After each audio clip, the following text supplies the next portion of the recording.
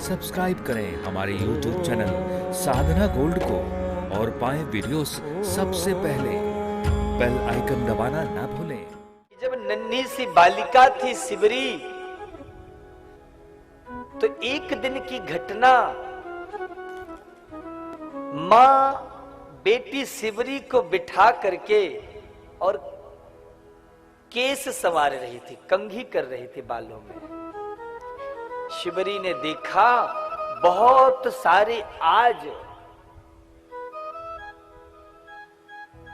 बकरी, मुर्गे, गाय, भैंस ये सब पकड़ के लाए हैं और एक कमरे के अंदर बंद कर दिया, कुंडी लगा दी। घर में बड़ा साज सज्जा इत्यादि का कार्य हो रहा है। एक युवान कई पुरुषों के साथ भीतर बैठा है। बालिका थी सिबरी, 9-10 वर्ष की उम्र थी।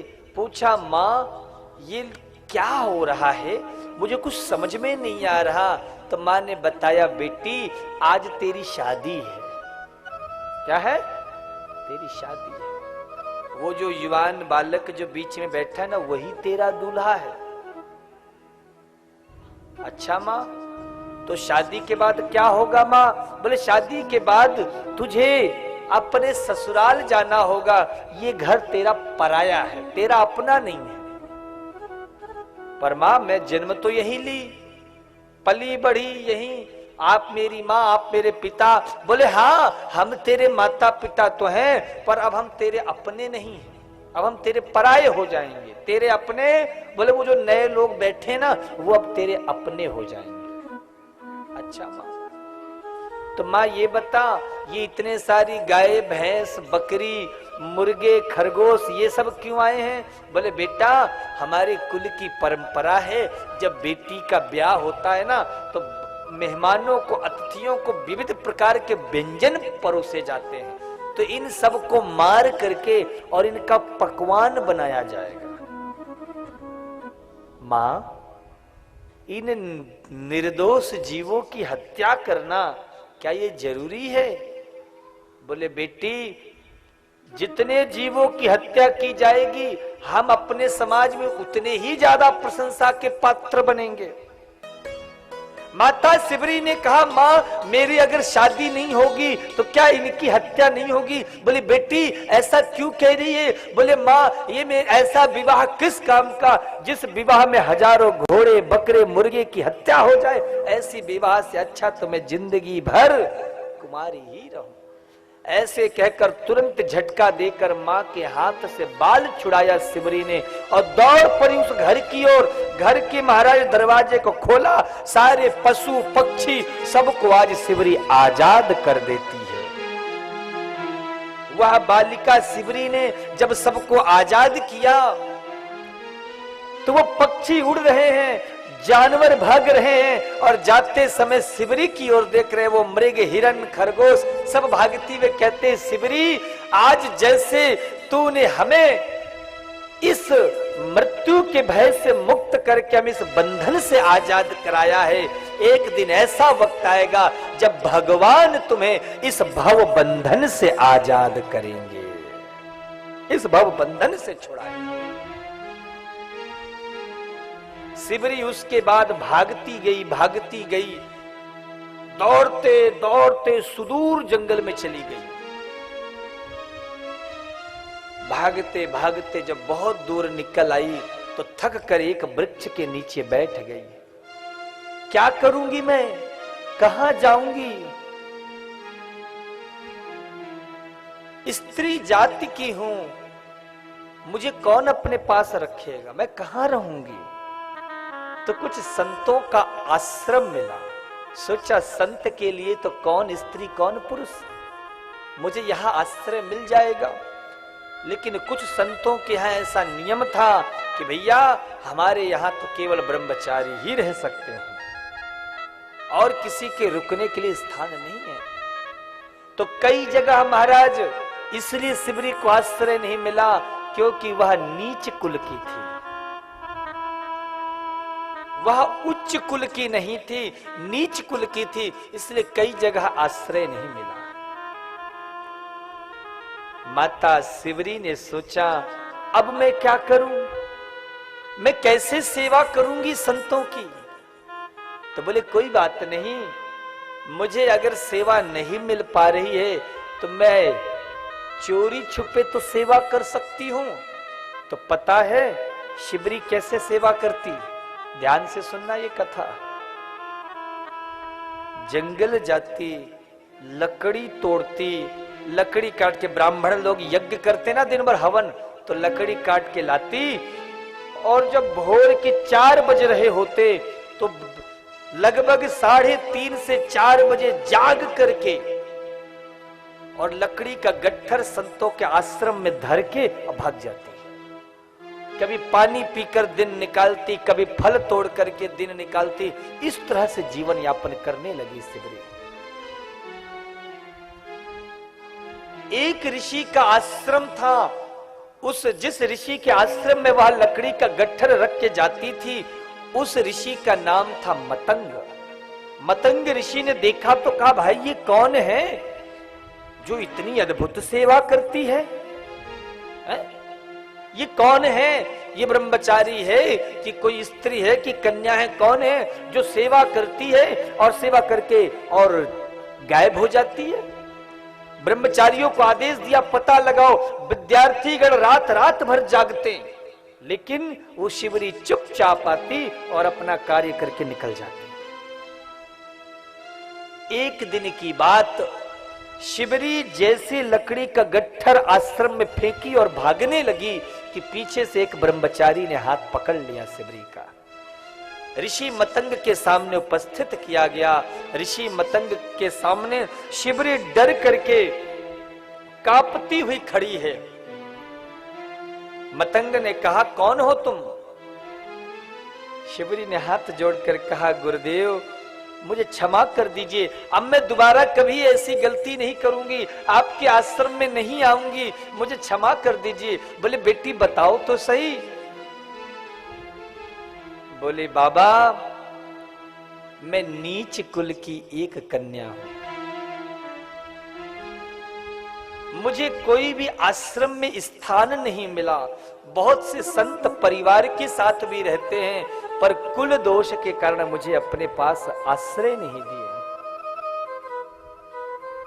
मुझे सेवा करना था, सेवा करने का अवसर नहीं मिल रहा था, तो मैं छिप छिप कर सेवा करने लगी। बाबा मुझे क्षमा कर दो। मतंग मुस्कुराए, बेटी मैंने तुझे अपना बेटी बोला है, और बेटी को पिता के घर में रहने में कोई संकोच नहीं होता है, इसलिए आज से तू मेरे पास रहा, कोई जरूरत नहीं है, मेरे पास रहा। और सुनो,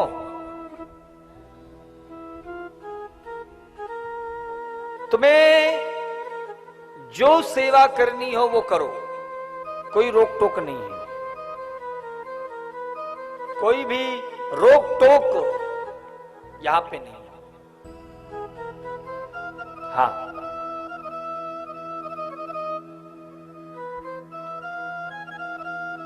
शिवरी ने कहा पिताजी आपको लोग बहुत भला बुरा बोलेंगे अगर मैं आपके पास रहूंगी।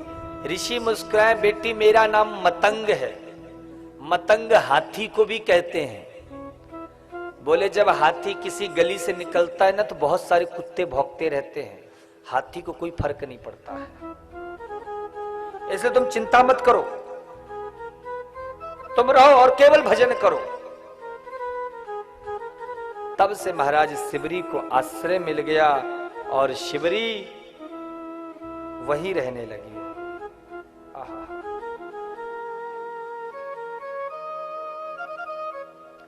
माता शिवरी रहती दिन रात भजन करती।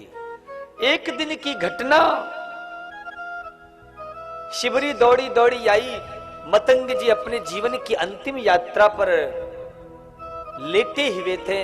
बोले पिताजी मैंने कुछ ब्राह्मणों से सुना। आप बोले हाँ बेटी अब मैं जा रहा हूं। कहां जा रहे हैं, कब लौटेंगे?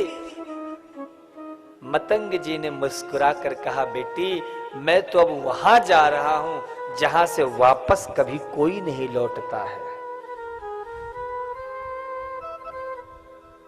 तो शिवरी बोले पिताजी मुझे भी अपने साथ ले चलिए, मैं यहां अकेली रहकर क्या करूंगी, मुझे भी अपने आपके साथ ही चलना है। मतंग जी ने थोड़ी देर के लिए नेत्र बंद किया और फिर कहा बेटी तुझे मेरे की कब आएंगे? तो हो सकता अब ये आ रहे हो, अब भगवान आए तो घर ऐसी होगा क्या? अरे कुछ तो बढ़िया व्यवस्था हो, हा? कोई तो तैयारी हो। तो माई बाप झाड़ू पोछा कर रही है, लीपा पोती कर रही है, रास्ते में फूल बिछाती जा रही है। इसी गली से आएंगे हमारे राम जी, इसी गली से आएंगे। प्रभु के चरण बड़े कोमल हैं।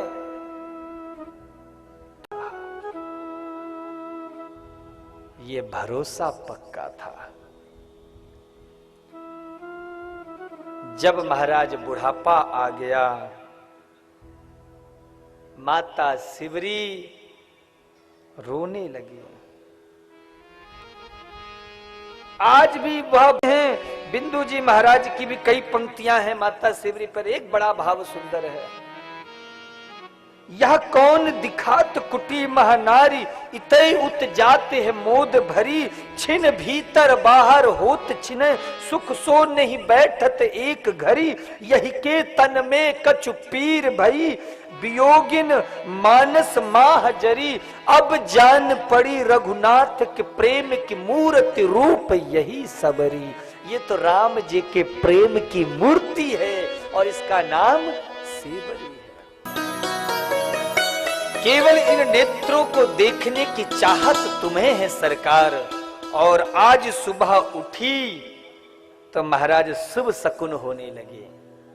बाम भुजा बाम अंग फड़क रहे, लगता है आज आएंगे वो राजीव लोचन, वह महाराज दशरथ नंदन, वह मेरे भगवान आज आएंगे। और शिवरी देखती है कि दूर से दो महाराज जटाओं का मुकुट बनाए हुए नील महाराज नीलमणि के जैसा दमकता हुआ शरीर और हाथ में धनुष बाण लिए हुए आ रहे हैं। शिवरी ने देखा, प्रसन्न हो गई, आ गए मेरे भगवान आ गए।